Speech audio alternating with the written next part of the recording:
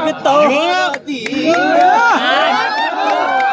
हरे जौने दिन देहिया में अरे लगता अरे मारो के कटाबे लड़का कहता कि जान गे अरे काट ले माहौल बना दिए गुलशन खान भैया है माहौल बना दिए पवन भैया का गाना हो जाए रुपया तो फिर गाना है याद तो नहीं है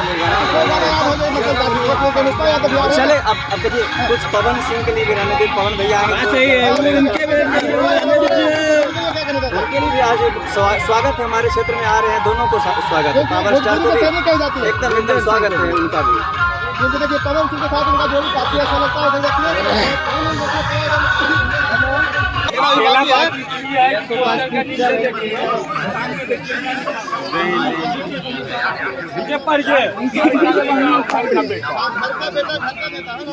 जन्मदिन जो है वो 20 जनवरी को था, वो ऑप्शनल था, लेकिन असली खेला नीचे वाला लाइन का।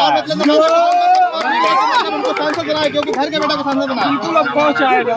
आपका अपना करवा दूसरे को तो रहने के लिए नहीं दे दीजिएगा। लेकिन सब लोग चाहेगा कि नवादा का आदमी नवादा का जनता का जो मांग रहे हैं एकदम जनता मालिक है। जनता ही किसी को बनाता है, चाहे नीतीश कुमार हो या मोदी हो, सबको जनता बनाया है। चलिए इस वीडियो को शेयर कीजिए, जितने भी लोग देख रहे हैं आइए यहाँ पर प्रोग्राम करने। मैं सब लोग यादव।